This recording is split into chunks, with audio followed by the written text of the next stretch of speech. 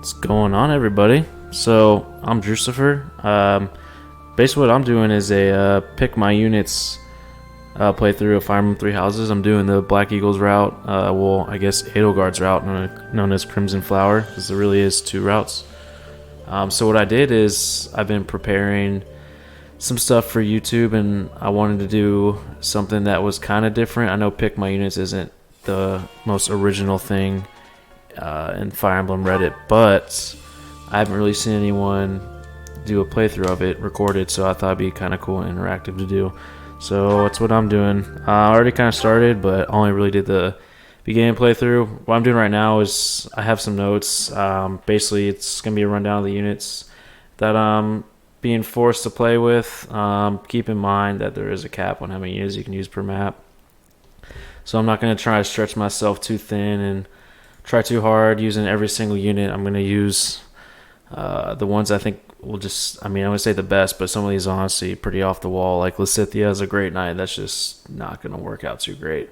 But I'm going to try to focus on basically 10 to 11 units, because I think basically like 80% of the maps you can only use 10 characters with the exception of a few.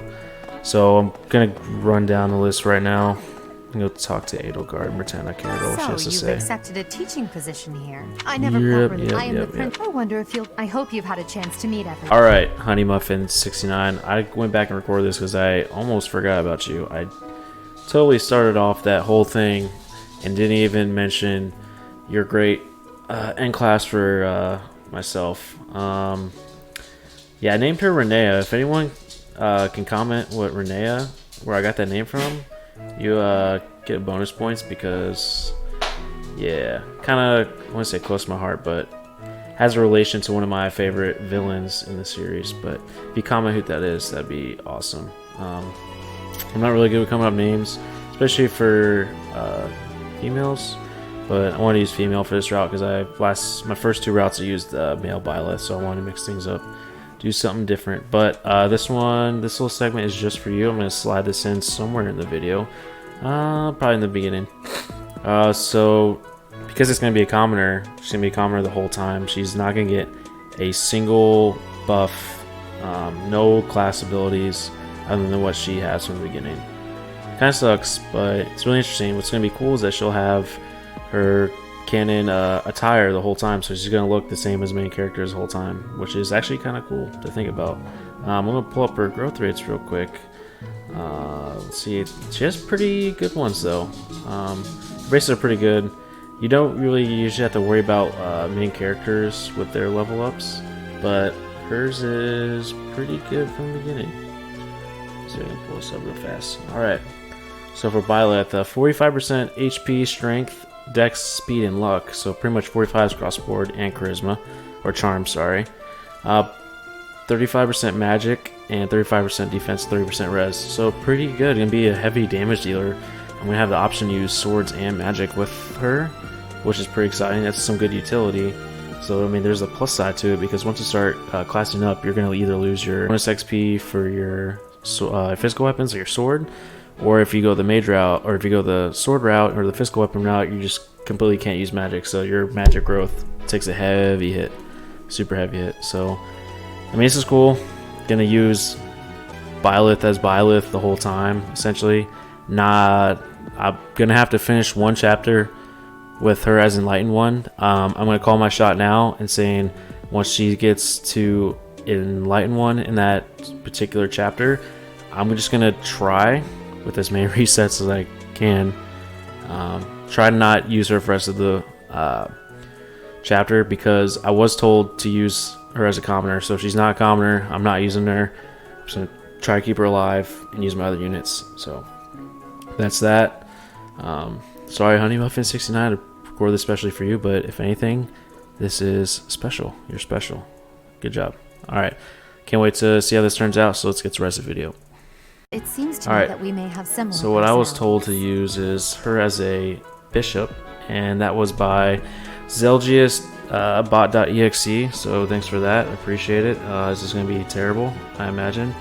Maybe not so bad, because her magic growth is pretty good. It is a 45 base growth, and then once you start hitting your stride and getting those reclass boosts to those percentages, she should be a pretty decently beefy mage. The problem right now is her base magic isn't that great, and she won't be able to use magic until I reclass her, so I need to grind out a little bit in the beginning to eventually get her faith and do a lot of the choir stuff to kind of force it down her throat. But she does have that distaste. Her distaste towards faith and learning it is actually pretty canon considering how it goes in the story, her being against the church and everything. So it should be interesting. Her spell list isn't that in-depth. Her white magic spell list at a D rank is heal, Nosferatu at D+, recover at C, and then Seraphim at B, and then that's the best she gets for white magic. So she's not going to be like the best healer I have, but she will be someone who can heal. And then naturally Edelgard kind of has a good composition. Like she will be able to withstand a lot of damage.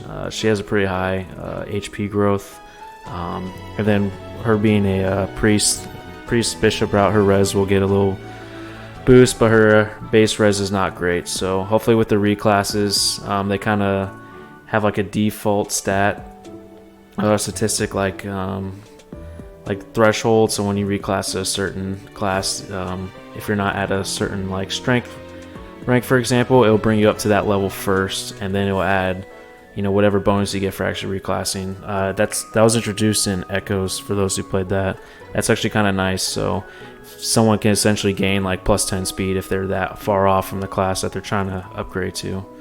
Her spell list for dark magic is pretty decent. Fire at D, Volganon at C, Luna at B, and then Hades at A. I don't know how feasible it is to get her to A dark magic. I am using New Game Plus for the first time, so I'm going to try to be careful how I use that, because some other characters are going to need I think extra help, extra credit, after school tutoring more than she will. So we can go over her growth real quick. She has a 45% magic growth, 40% speed, 35 res, 60 charm. Those are like the ones I highlighted. Those are the most important to keep note of. You should have a graphic on your screen as well that has her growth rates on it. So moving on to Hubert. Hubert is the heir of He does have an affinity in bow, so him being a bow knight isn't going to be the worst thing in the world. The one who selected this was Dwarf King Hack, so I appreciate that. That's actually a good idea to use him with the magic bow, because he'll naturally have a pretty high magic stat. And he's going to have that +2 range, I believe you get. Wow. That's great. From being a bow knight. So I haven't decided completely what I want to use him for, like his class path. His strength growth rates are actually pretty decent. Let me pull them up. I think he's a 40, no, he has a 30, so it's not the worst, but it's not great. I was thinking taking him down the Brigand path. 2 reasons. Deathblow ability +6 strength will be the class mastery, so that would be kind of a nice boost on player phase. And it'll give like a +5% strength growth. And I couldn't decide how I want to go after that, if I want to go Cavalier, or if I wanted to go, I was either Brigand or Cavalier, but the thing about Cavalier is they'll get a negative or -10% speed growth rate. So, but the thing is, if I make him a Cavalier, he'll be naturally working on his own riding, but he won't be, getting as much speed in the long run. So he will have a lot of utility being on a mount, and then him being able to use Canto, so pop shots, chip damage with bows, and then running away to safety. It'll be nice. He does have a pretty decent defense though for someone who's a mage at 7. It's not going to be too bad. I mean, his growth rate for defense isn't great, but his growth rate is at 40%. So long run, I can see him being a mage killer. Having a mount with I think 8 movement as a bow knight, or 7. With insane range with the bows, he could be a nice mage killer, and have a far reach across the map. So I can see him being pretty useful, because he'll be able to take mages on with a pretty decent resistance as a bow knight, which would be a nice kind of utility to have for him. Next, we're going to Ferdinand. That was Brain Fuckler. He wanted me to take him Great Knight, which I think is his canon class. His house is that of Dugaya, like his master class, I know prime his canon like post time skip class is Paladin, but I think he's kind of meant for Great Knight because he has affinity for heavy armor. And he asked me to take him down the basic, Armor Knight, Fortress Knight, and the Great Knight path, which I think is good for him. It'll give me someone who can tank a lot of damage up front. Maybe not so much initially, but once he starts hitting those reclasses, it'll be nice because I don't have too many beefy units, honestly, in this run with the way. Yes, there's Great Knights on here, but those units who were picked to be Great Knights are not naturally strong and they can't take a lot of damage. He does have something to note. He has a 50% growth speed rate, which is pretty nice. It will take, I think, a 10% hit once he starts going down the Fortress Knight route, but he'll be getting a lot in defense, and his other growth rates are pretty balanced across the board. 50% HP, 45 strength, which I think will go up as well, 40 dex, and the 40 luck is nice. The defense obviously will go up a lot, and then the abilities to get with the Great Knight route will be nice because he'll get a -3 weight, and he'll just be able to take a lot of damage, which I think I'll need. He's going to have to be, I think he might be like an MVP, maybe not kill-wise, but keeping the other people alive, keeping him the focal point of the front lines, I think. And then next on my list, I got Casper. Yeah, it's a little out of order on the screen, but I'm just going in the order I had on Reddit. He has no Caspar, Von Tuxton, hope I said your name right. Asked for him to be a hero with the preferences for Axe, which makes sense because he's a brawler Axe affinity, I think canon-wise. He has a nice 9 strength at base with a 45% growth rate. 6 base speed, which isn't the greatest, but has a 45% growth rate. I think he's going to be one of my heavy hitters. I'm really hoping that I don't get RNG screwed on him like I did my last run. I'm going to need him to be able to deal a lot of physical damage and be on the front lines, and his 55% health growth rate naturally is going to be awesome because I'm going to need someone who can take a lot of damage and maybe not necessarily get healed on every turn because the less bulkier units are going to probably need healing. So the route I kind of picked for him to try to help get that speed up a little bit, I was thinking Myrmidon and then Mercenary / Brigand. Mercenary I'm kind of leaning towards because once you master that class you get Vantage. For those who don't know, it allows you to attack first on enemy turn, I believe, if your health is below 50%. So that's going to be real nice. If he's strong enough, he could be a monster on enemy phase, attacking first, especially if he gets like a brave sword or something like that. That'd be really handy. And if not, the Mercenary class and the Brigand class to further build upon that strength growth. And then the death blow ability will be incredibly nice. And then ultimately he'll end up as a hero, which is a very nice balanced class that can hold his own on the front lines. Next I got Dorothea, which this one I could see being pretty tough. Dorothea is an exception. Hawk 26, you asked me to make her a Wyvern Lord. I'm going to do my best to do that. At base, she has 5 strength with a 20% growth rate, which is pretty bad. She has a 40% speed growth on 7 base with only a 15% defense growth rate, so she's not bulky at all. She's... I don't know how I see her playing out. I think I'm really going to need to get lucky with her level ups. It's tough for me because I don't think she has an affinity for axes at all, and her weakness is flying.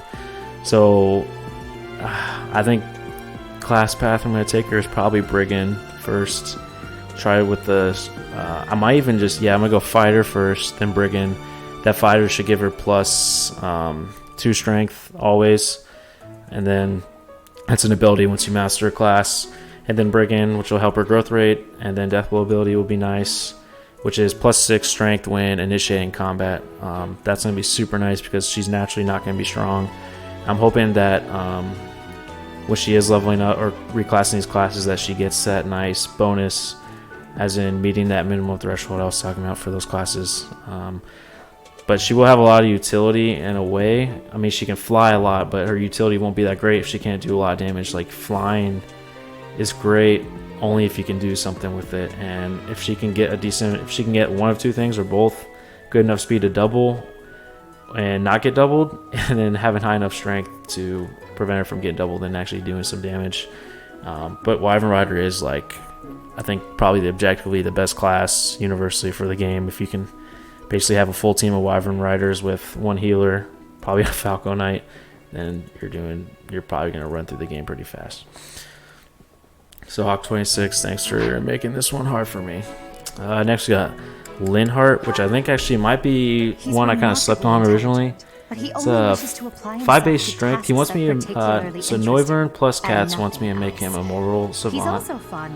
With 5 base strength with only a 30% growth, and 5 base speed with 40% growth. So both that, so that's a big problem right off the bat. It's going to be hard to put him on the front lines to kind of get that sword XP and then overall XP in general. Because he's not going to be able to double anybody. He's not strong naturally, so he's going to be the one to have to finish kills most of the time. And his defense growth is really low, 30%. But he will have a 45% res growth, which will be nice. Because if he gets good enough speed and or strength down the long run, he could also be another mage killer. And, you know, if like a certain section of the map has a lot of mages, I can send him and not worry about too much about his durability there, because he'll be able to eat that magic damage. It's going to be...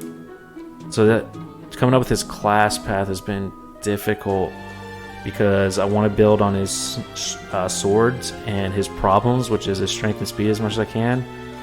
But the end goal is to be a Mortal Savant, so there is 2 ways you can get there. Either go on a heavy magic route, which is what he's best at. He has a really good magic spell list. He even gets Warp and Physic, I think Recover, Restore. So he's going to be he's going to have a lot of utility as a healer, but he can't use magic if I take him down the path that will fix what he's deficient at, which is a problem. But if I do take him down his magic path, I can use what he's best at and then slowly work on his sword, because he needs I think he needs A or A plus strength, or sword, to be able to get to Mortal Savant in the end. So I'm really torn on it. I think it probably makes more sense for my team composition to have another healer, because I mean, when he's a Mortal Savant, there's nothing saying I have to use swords. He can use magic, he just won't have as many uses because he's a Mortal Savant. So I think that's, not saying that out loud, I think that would be great. But what I was thinking about with Fighter and Myrmidon is, if you master either of those classes, you get +2 strength permanently for Fighter and +3 speed permanently for Myrmidon if you keep those abilities on. But that won't do us so much for utility. He's not going to be someone who's banging kills on the front line, so it's probably just going to make more sense to keep him a healer and use him what he's best at. But I'm still interested in that, because I never thought about using him as like a sword user at all. Like, he just seems like a character who would only ever be decent at magic, but he's great at it. He's just super glassy, and I've never had him get any decent speed growth in my run. So next is Petra. Sorry if I butcher your name. I think it's Dark. I think the J is silent. Petra is the granddaughter of their king. You asked me to make her a dancer. I actually made her a dancer in my first playthrough, which was the Blue Lions. I recruited her, and she was awesome. She got really lucky with her strength growth there, so she was actually a pretty strong dancer, but I wasn't really engaging her in combat. It was more so that she I guess like a rose thorn bush, basically, so she could help out a lot. She has a lot of utility on player phase, but when she gets attacked on enemy phase, she's still dishing out quite a bit of damage, because she's doubling everybody, dodging most attacks, and she's doing a lot of damage back, at least enough so that someone else can come and finish the kill. So she had her utility on enemy phase, which I hope I'm getting lucky. I'm going to get that lucky this time around. She has pretty high base strength at 9 to 40% growth, which I think is going to go down once I get to a dancer class. 50% dex, and then 60% speed growth, which is really high. And then her base speed at 10 is insane. So she's going to be great. So the thing I haven't decided what I'm going to do in the meantime to get to dancer, so I'm going to make her a fighter, which I think is a good idea, because it'll give her +5% strength growth, and she already has 60% speed growth, so I'm going to bank on that doing well. So if I can help her on something else probably the other most important stat in the game is strength. Might as well try to buff that a little bit. And then once she does that, she'll get a +2. Once she masters fighter, she'll get a +2 strength ability.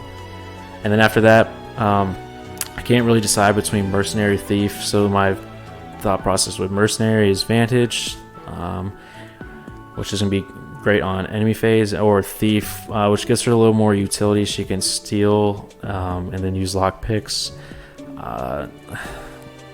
I'm not sure if that's worth it. That will increase her speed growth by another 10 and her dex, which is already something she's great at. So I don't know if that's really worth it. That will increase her crit rate a lot though over time, the more they increase her dex. So that might be worth it.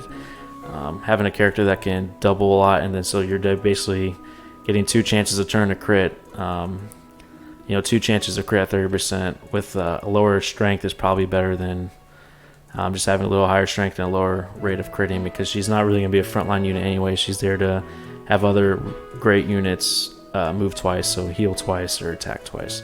So I think probably thief, just to have more utility on the team. Someone who can actually don't really need stealing unless you're trying to get the dark seal. So I think just for the lockpick maybe, and then just making her more dodgy and more crits.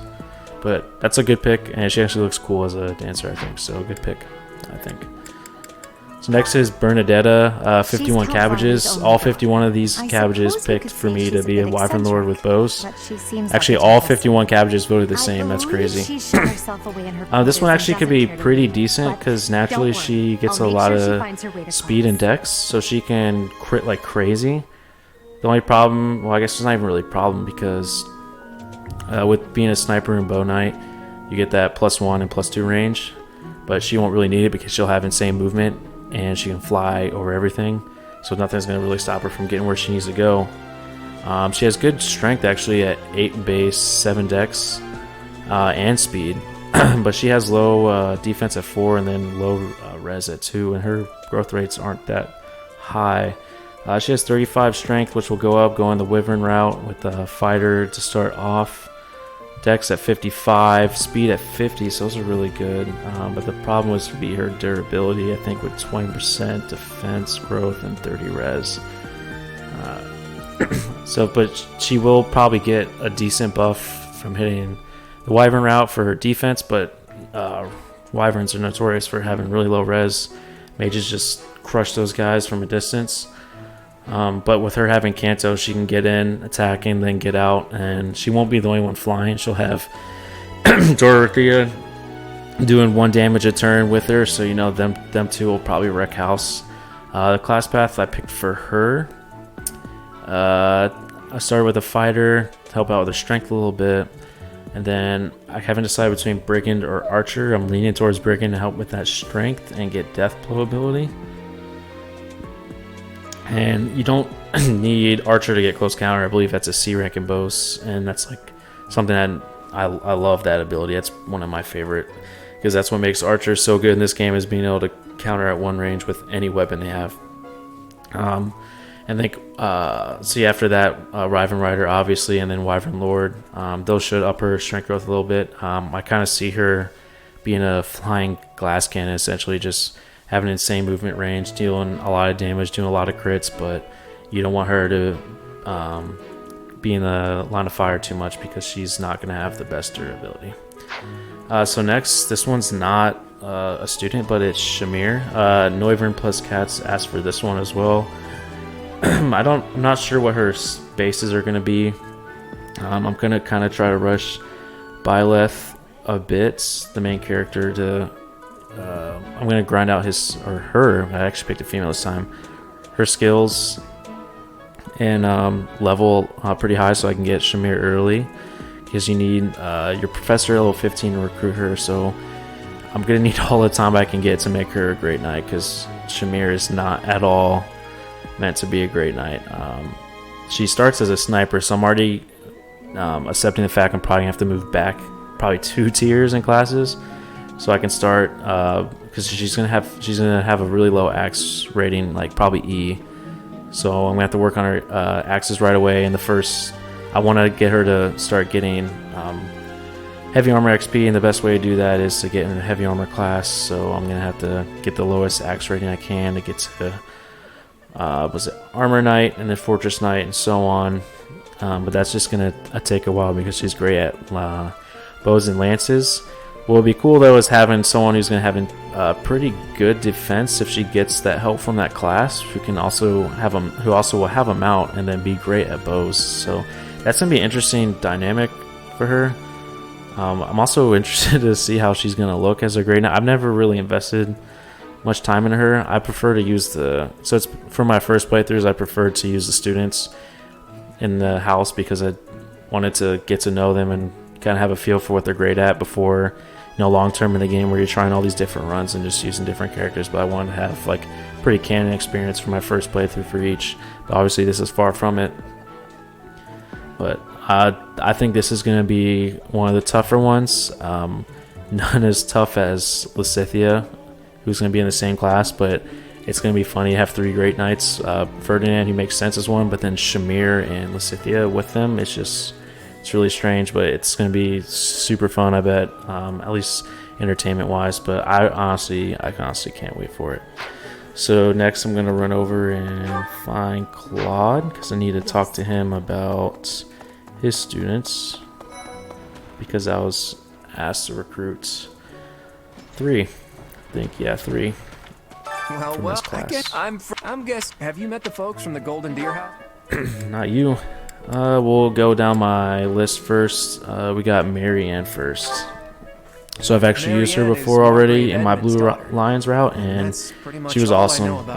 Insanely great healer. I never got her. I didn't take her the Holy Knight route though, which is what Railroader 17 asked me. I took her down the Gremory route because that just completely invest all in on magic. Doubles your Tome Fair usage for your black and white magic, and it just increases their, I think, range as well for both. So, and then adding on top of that a staff, Gremory is going to be pretty insane with long reach, high damage output. They can stay safe from enemies but still deal a lot of damage, is what you want. But the class that Marianne is going to be is a Holy Knight at the end, which kind of makes sense. Canon-wise, she loves horses, so this could be good for her. She'll be a mounted healer. I'm gonna use lances enough to get her to Holy Knight, but that's the extent of what I'm gonna use her with physical weapons. It'll just be nice to have her on a mount and be able to ride around and having an insane physic reach. Essentially, is what I'm mostly looking forward to. Probably I can see her saving people in a pinch from long ranges. So the things I want to highlight was her 20% strength growth, which is insanely low. So completely abandoned lances. Once I get it to, I think, a C, that's what you need for Holy Knight. 50% magic growth, which is really good, which is only going to go up with her class path. 40% dex and speed growth with a 15% defense and 45% res. So she's not going to have a lot of HP, and she's not going to have much defense at all. So to keep her away from enemies as much as possible is the goal. But probably have her carry around a javelin so she can do some chip damage, finish some kills just to work on that lance XP.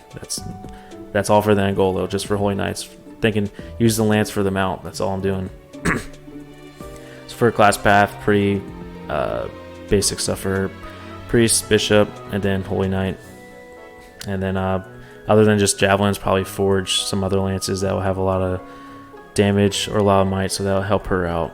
I want her to be able to keep working on her magic utility and getting her magic up and having another healer. I won't be able to do that if I make her a route that's going to work on her strength, and her strength growth is already low enough. It's not salvageable with another class. So I want to keep her where she's best and kind of grind out Lance XP at a slower rate, because that seems more strategically sound for the long run. So next we got Lysithea. She's not going to be used what she's famous for, unfortunately. Lysithea is the daughter of Blue, sorry if I say it wrong, Capatita TL. Sorry, I really apologize if I messed that up. And if I didn't get a reference, but he told me to flip a coin. If I remember correctly, heads, I get Lysithea has a great knight, tails, Felix is a sword master, and everyone knows how good Felix is. And I was so hoping for tails because I needed another damage dealer. Sure enough, I got heads because that's how this thing works. 50% strength growth, terrible, just terrible. Weaknesses in every kind of weapon, so terrible. This is going to be awful, but I'm still going to try to incorporate her into my main team. That's the goal, to make this a challenge, to make it exciting as well. But what she makes up for it is 60% dex growth, 50% speed, and her 10% defense is just great. That's just absolutely great. I'm not even sure she can even, if they have armor that fits her, so she might just run around in robes, and that would explain her 10% defense growth. But I mean, her bases are great if you use her what she's good at, but 4% or 4 strength, 3 defense, 4 res. It's gonna be a bad time.